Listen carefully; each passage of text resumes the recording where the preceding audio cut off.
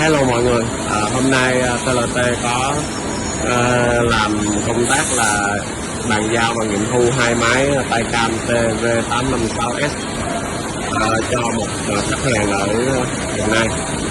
Hai máy này thì khách hàng order là có thêm cái option là tưới nước xuyên tâm, nên nó có bình tưới nước xuyên tâm khá là to kẹp ở đây, có một bình. Cộng với thêm cái chức năng của hai con máy này đó là thêm cái option cái trục thứ tư khá là bự luôn. Trục thứ tư này nó nằm full với bàn máy 1 mét thì nó nằm gần hết đầu máy luôn. Với cái chức năng này thì khách hàng có thể chạy được sản phẩm gần hết các mặt, rồi sản phẩm có thể chạy được 3-4 mặt cùng một lúc do nhu cầu của khách hàng. Thì hiện tại thì TLT đang phải quay cái bàn này sang một bên để có thể là test được cái sản phẩm hiện tại, để xem cái dung sai thực tế cũng như là độ bóng bề mặt, chất lượng bề mặt của sản phẩm. Chứ bình thường thì trực tư này sẽ giá là tính tiêu chuẩn là sẽ giá song song với lại trực tiếp. Hiện tại thì chúng ta đã check cái thì sẽ nhờ khách hàng đo trên CNC để xác định được cái chất lượng của sản phẩm. Máy này thì chạy với cái tốc độ thực chính mức là 12.000. Thì để trước khi mà bàn giao cho khách hàng thì TLT cũng đã cân chỉnh và đo kiểm lại tất cả các thông số dung sai mà nhà sản xuất cung cấp cũng như là nhà sản xuất tài test, rồi sau đó để cho chạy ổn định trong vòng khoảng 1 đến 2 ngày trước khi bàn giao cho khách hàng tiến hành sản xuất. Thì đây là hai máy đã check tất cơ rồi, kiểm tra. Còn đây là cái bản certified của nhà sản xuất. Đây là hai cái bản CNC kiểm định của nhà sản xuất. Bên trong mỗi kiểm định này thì chúng ta cũng thấy được là có cái bản certificate nè, confirm nè, giống như cái bản CNC. Thì có tất cả các thông số của người sản xuất, người ta cũng chuyển lên đây. Người ta cung cấp rất là rõ ràng. Thông số chuẩn, đây là thông số chuẩn và đây là thông số kết quả cuối cùng. Thì khi mà về TLT thì TLT cũng làm một cái công tác tương tự, đó là sẽ check hết lại các thông số này, check hết các chức năng từ trục chính cho đến là hệ thống đầy đủ, cũng như là các phôi có thông số để trước khi mà giao cho khách hàng sản xuất.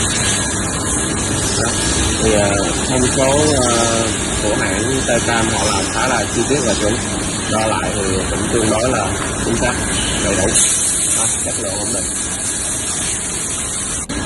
Rồi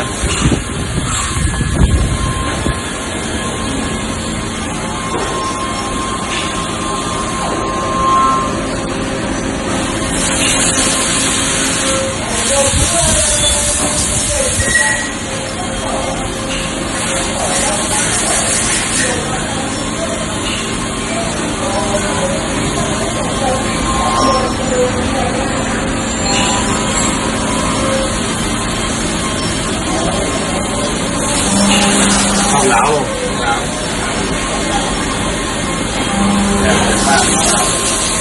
Ok.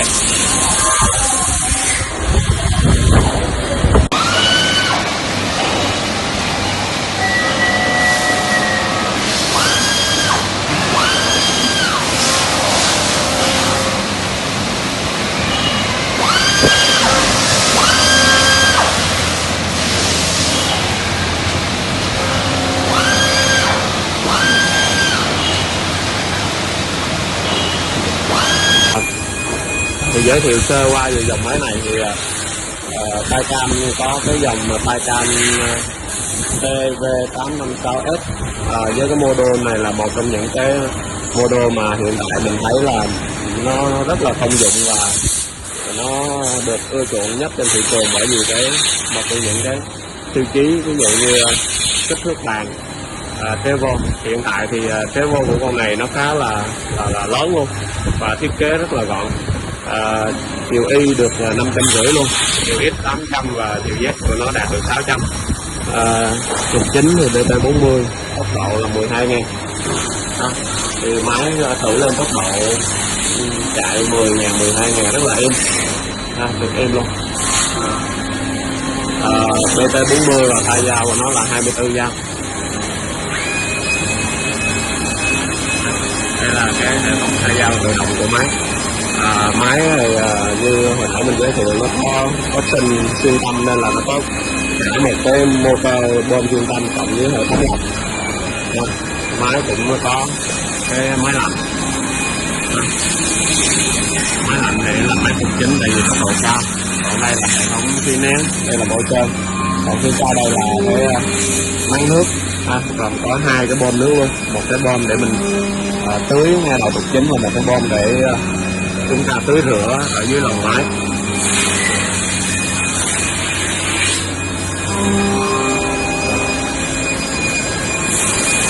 Đây là cái con máy thứ hai của khách hàng mình đang bàn giao, thì nó cũng là tương tự. Mình cũng đang cắt một sản phẩm để cùng khách hàng mình tiến hành nghiệm thu.